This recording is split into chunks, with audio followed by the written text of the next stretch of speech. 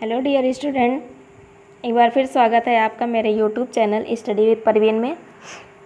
तो विद्यार्थियों, UGC net के प्रथम पेपर के अंतर्गत सम्मिलित शिक्षण एवं शोध अभियोग्यता वाले चैप्टर से चुने हुए कुछ महत्वपूर्ण क्वेश्चन हैं। आइए हम इनको भी देख लेते हैं। इसमें पहला क्वेश्चन है, शिक्षण है एक। ऑप्शन दिया गया है राजनीतिक प्रक्रिया, बी सामाजिक प्रक्रिया, सी आर्थिक प्रक्रिया और डी धार्मिक प्रक्रिया।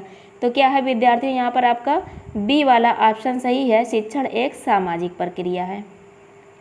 अगला क्वेश्चन देख लेते हैं। हमारा अगला क्वेश्चन है, निरंकुश शासन तंत्र के अनुकूल शिक्षण की परिभाषा के प्रवर्तक हैं। निरंकुश शासन तंत्र के अनुकूल शिक्षण की परिभाषा के प्रवर्तक हैं, यानी निरंकुश शासन तंत्र के अनुकूल शिक्षण को किसने परिभाषित किया है। तो यहाँ पर विद्यार्थियों पहले क्वेश्चन आप समझ लीजिए कि जो किसी भी देश की राजनीतिक प्रणाली जो होती है वो 3 भागों में बटी होती है। एक होता है निरंकुश शासन, दूसरा प्रजातांत्रिक शासन और तीसरा है हस्तक्षेप रहित प्रणाली।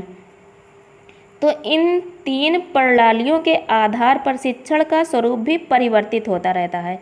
तो यहाँ पर वही क्वेश्चन पूछा जा रहा है कि निरंकुश शासन तंत्र, यानी जहाँ पर जिस देश में निरंकुश शासन हो वहाँ पर या निरंकुश शासन तंत्र के अनुकूल शिक्षण की परिभाषा किसने दी है, वहाँ पर शिक्षण को किस तरह से देखा जाता है, तो उस आधार पर किस विद्वान ने शिक्षण को परिभाषित किया है। ऑप्शन दिया गया है यहाँ पर H.C. Morrison, B H.L. Gage, C John Brubaker और डी उपर्युक्त में से कोई नहीं। तो यहाँ पर विद्यार्थियों ए वाला ऑप्शन सही है, H.C. मॉरिसन। ठीक, अगला क्वेश्चन देखिए, N.L. गेज का निम्नलिखित में से संबंध है। N.L. गेज का निम्नलिखित में से संबंध है। ऑप्शन दिया गया है प्रजातांत्रिक प्रणाली संबंधी शिक्षण की परिभाषाओं से, बी है निरंकुश प्रणाली संबंधी शिक्षण की परिभाषाओं से, सी है हस्तक्षेप रहित प्रणाली संबंधी शिक्षण की परिभाषाओं से और डी है उपर्युक्त में से कोई नहीं। तो यहाँ पर विद्यार्थियों याद रखिएगा कि निरंकुश शासन के अनुकूल शिक्षण को H.C. मॉरिसन ने परिभाषित किया है। इसके अलावा N.L. गेज ने शिक्षण की परिभाषा जो दी है वो प्रजातांत्रिक प्रणाली संबंधी शिक्षण की परिभाषा है, यानी उन्होंने शिक्षण को प्रजातांत्रिक प्रणाली से संबंधित परिभाषित किया है।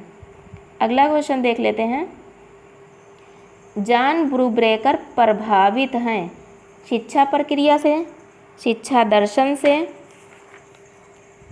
शिक्षण विधि से और डी है हस्तक्षेप रहित शिक्षण की प्रणाली से। क्या है, जॉन ब्रूबेकर प्रभावित हैं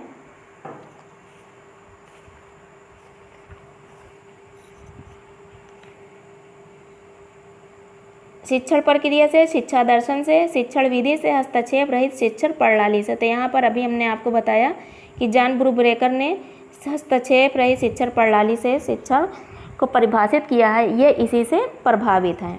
अगला क्वेश्चन हम देख लेते हैं, शिक्षण है एक परिपक्व व दूसरे अपरिपक्व व्यक्तियों के मध्य संबंध, बी है एक अंतः प्रक्रिया मात्र, सी है सीखने में सहायक प्रक्रिया और डी है उपर्युक्त सही। तो यहाँ पर विद्यार्थियों डी वाला ऑप्शन सही हो जाएगा, क्योंकि शिक्षण एक परिपक्व और दूसरे अपरिपक्व व्यक्तियों के मध्य संबंध है, एक अंतः प्रक्रिया है, दो या दो से अधिक व्यक्तियों के बीच चलने वाली प्रक्रिया है और ये सीखने में सहायक प्रक्रिया। तो यहाँ पर आपका तीनों ऑप्शन सही हो जाएगा। हमारा अगला क्वेश्चन है, शिक्षण संभव नहीं है। ऑप्शन दिया गया 2 परिपक्व व्यक्तियों के मध्य जो किसी एक विषय में पारंगत हों। तो क्या है विद्यार्थियों, देखिए शिक्षण नहीं हो सकता यदि एक ही विषय में पारंगत दो व्यक्ति हों, तो उनके बीच क्या शिक्षण संभव नहीं हो सकता, ये गलत हो गया। दूसरा है विद्यालय के बाहर, ये भी गलत हो गया। बिना पाठ्यक्रम के भी कोई शिक्षण नहीं होता। उपर्युक्त सभी परिस्थितियों में, तो यहाँ पर आपका डी वाला ऑप्शन सही हो जाएगा। शिक्षण संभव नहीं है ना तो 2 परिपक्व व्यक्तियों के बीच जो एक ही विषय में पारंगत हो, ना ही विद्यालय के बाहर और ना ही बिना पाठ्यक्रम के शिक्षण हो सकता है। तो डी वाला ऑप्शन यहाँ पर आपका सही है, उपर्युक्त सभी परिस्थितियों में शिक्षण संभव नहीं है। अगला क्वेश्चन हम देख लेते हैं। हमारा अगला क्वेश्चन है, शिक्षण प्रक्रिया निम्न में से किस एक प्रक्रिया की ओर संकेत नहीं करती।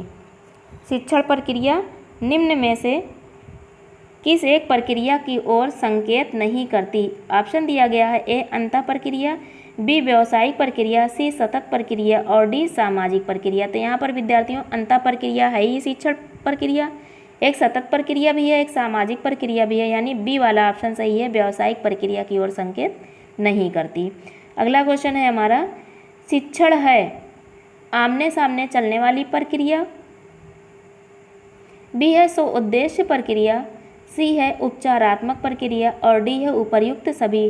तो क्या है, शिक्षण आमने सामने चलने वाली भी प्रक्रिया है, ठीक। सो उद्देश्य पूर्ण प्रक्रिया है, शिक्षा प्राप्त करने के उद्देश्य से ये शिक्षण प्रक्रिया होती है, उपचारात्मक प्रक्रिया भी है। तो क्या है ये, उपर्युक्त सभी, डी वाला ऑप्शन आपका सही है। यहाँ पर हम अपने अगले क्वेश्चन की तरफ बढ़ते हैं।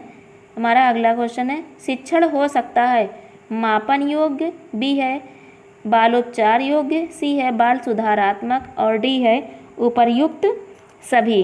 तो विद्यार्थियों देखिए, शिक्षण क्या हो सकता है, मापन योग्य भी हो सकता है, ठीक, बाल उपचार योग्य भी हो सकता है, बाल सुधारात्मक भी हो सकता है। तो यहाँ पर आपका क्या है, डी वाला ऑप्शन सही है कि शिक्षण मापन योग्य भी है, उसे मापा भी जा सकता है, बाल उपचारों भी हो सकता है और बाल सुधार भी हो सकता है। हमारा अगला क्वेश्चन है, शिक्षण एक त्रिध्रुवीय प्रक्रिया है। देखिए शिक्षण को कुछ लोग दो ध्रुवीय, कुछ लोग त्रिध्रुवीय मानते हैं। तो यहाँ पर आपका क्वेश्चन है, शिक्षण एक त्रिध्रुवीय प्रक्रिया है क्योंकि इसमें सम्मिलित है ए छात्र शिक्षक और पाठ्यक्रम, बी विद्यालय शिक्षक छात्र, सी बालक अभिभावक प्राचार्य, डी बालक पुस्तक और अध्ययन।